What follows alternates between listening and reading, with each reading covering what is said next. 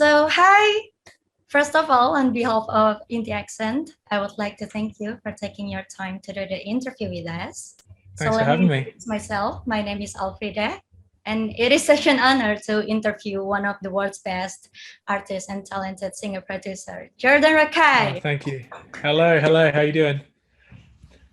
Okay, we're gonna start off with the very first question then. How are you? How's life been treating you so far, especially during these challenging times? Yeah, I'm really good, thanks. We've had a tough 18 months over here in the UK. A mixture of like being in extreme lockdown, writing my album, no touring, sort of being around my wife and my dog more, and then going into another lockdown. Like it's been a mixture of emotions. But now that we've just sort of been given free society again 2 weeks ago, it's like there's a sense of optimism and hope at the end of the tunnel. But it's so hard to predict how the future is going to look for us with the pandemics. But fingers crossed, everything's going to be fine. So the situation in the UK is now new normal, yeah? So Sort people, of, we're sort of in a normal world, yeah.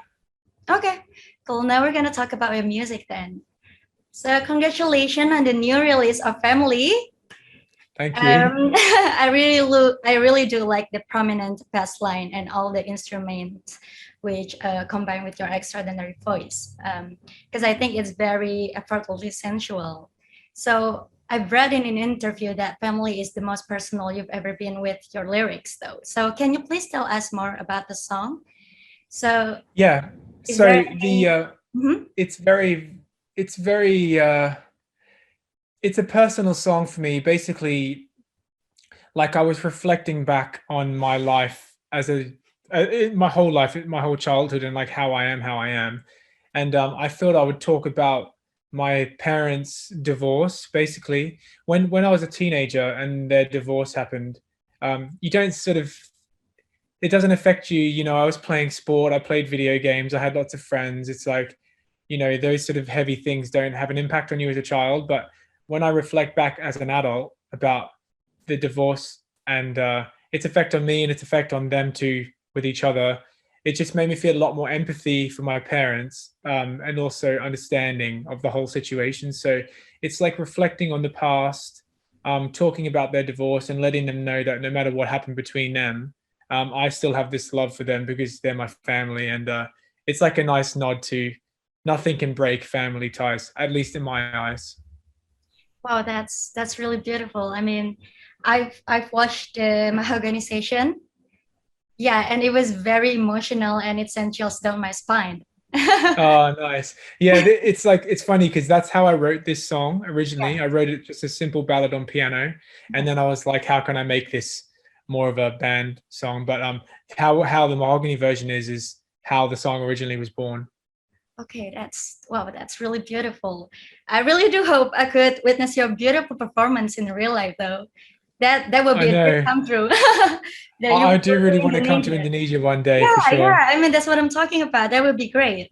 So, as we know, the unexpected outbreak of COVID-19 has changed the world and everything, right? And so, what's your creative process like during the pandemic in terms of producing and writing music?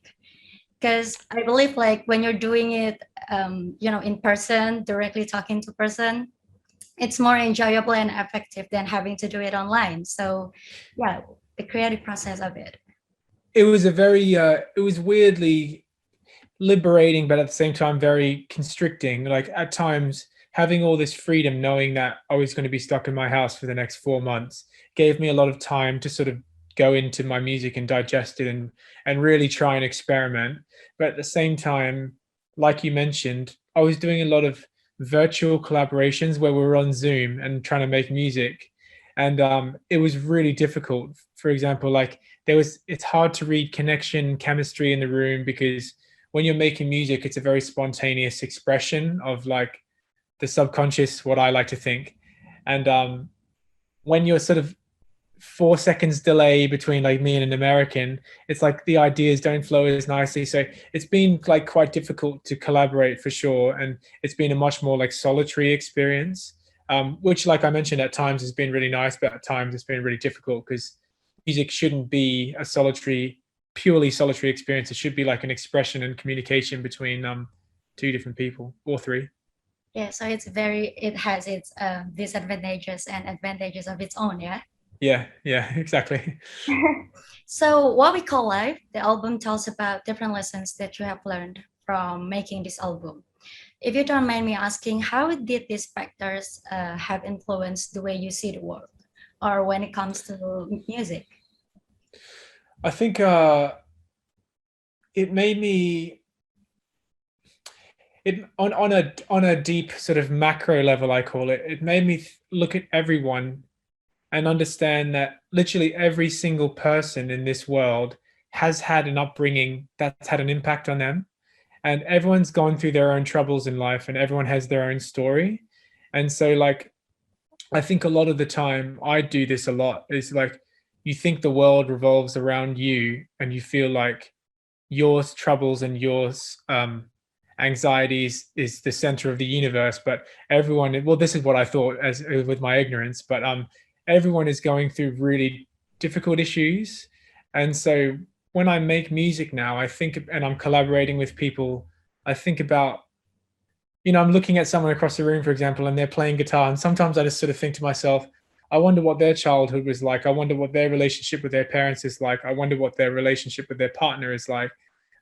Like, we all have these really deep issues that, and positivities as well, but like, we just have these really complex stories. And that's what my album's sort of about. Like, this is my complex story I'm bringing to the table.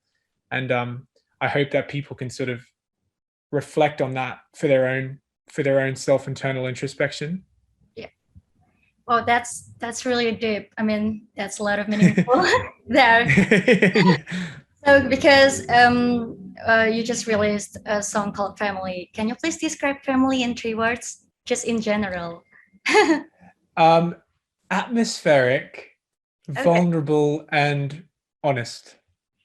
Wow, that's pretty much that's it about family though. Amazing.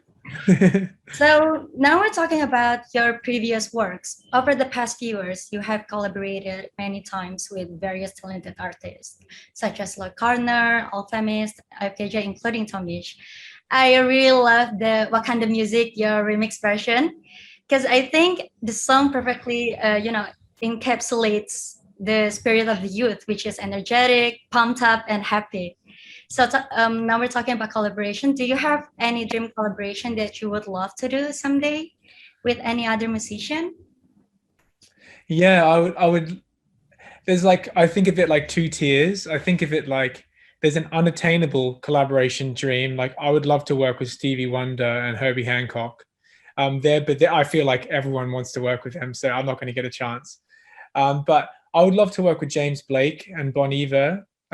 Those two artists are really inspirational to me. I feel like they're so unique in a world where everything's sort of becoming to sound quite similar.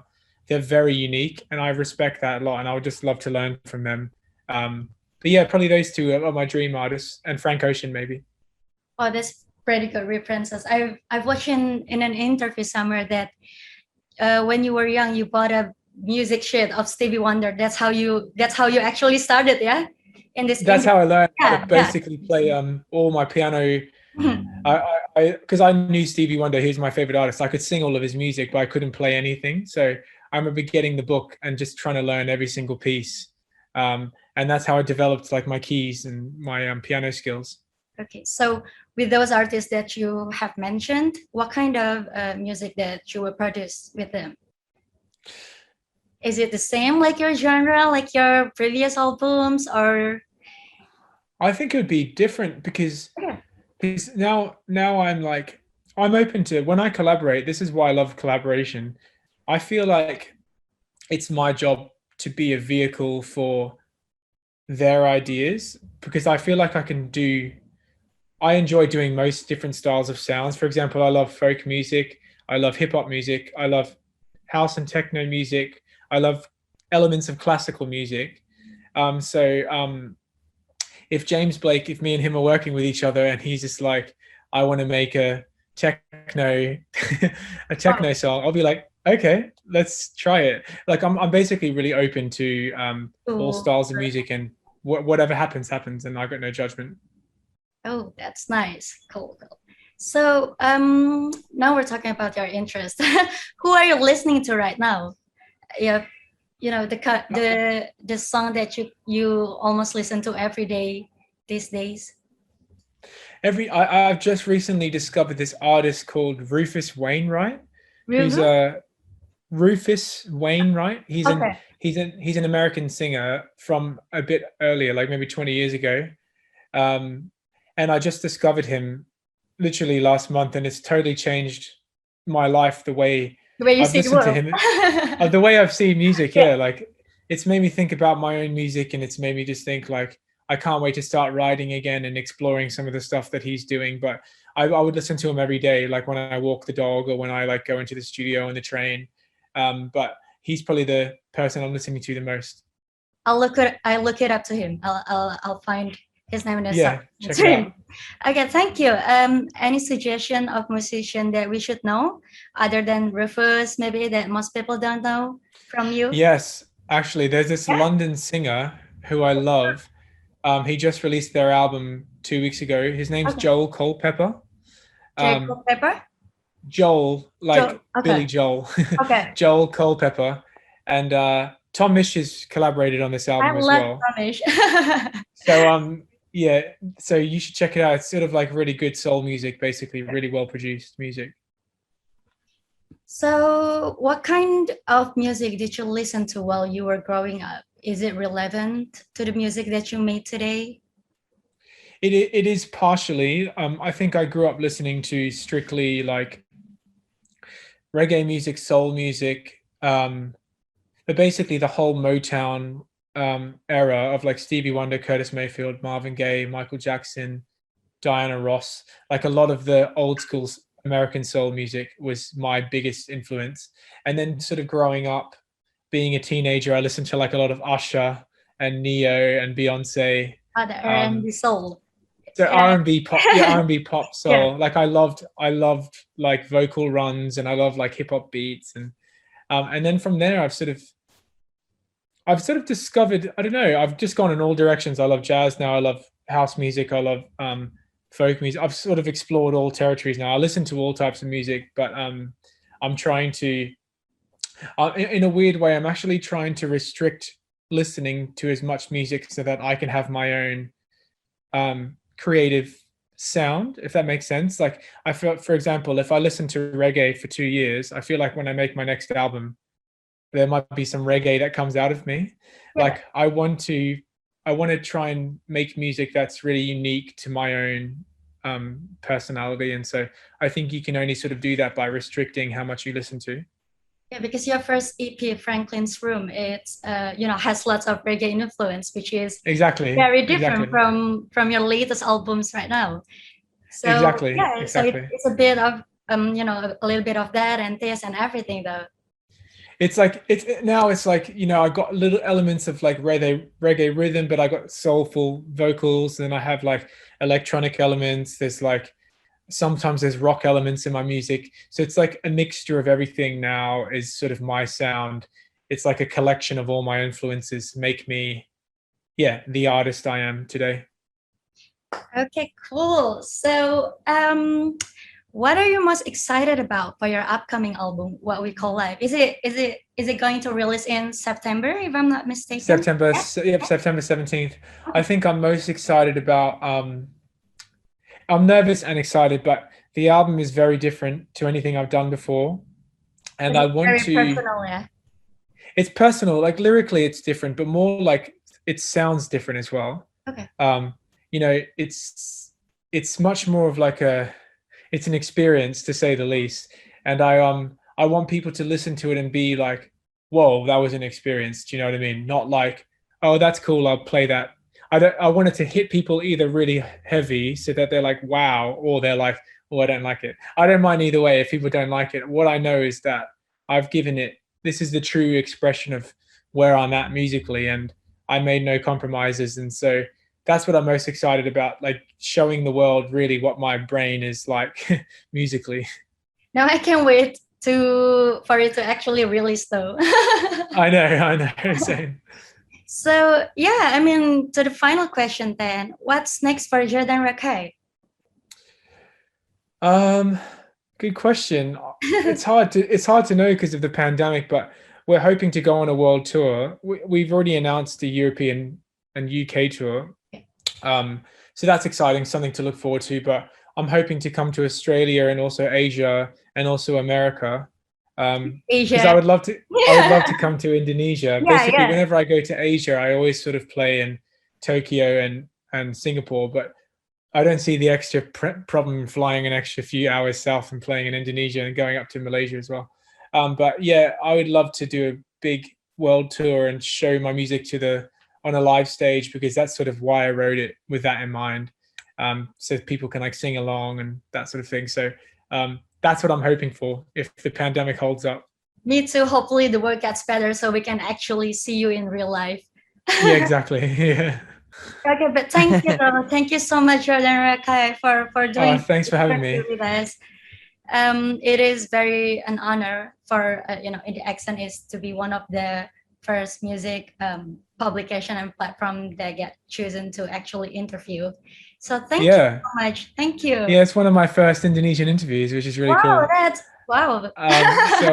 Thanks for having me. Thank you so much.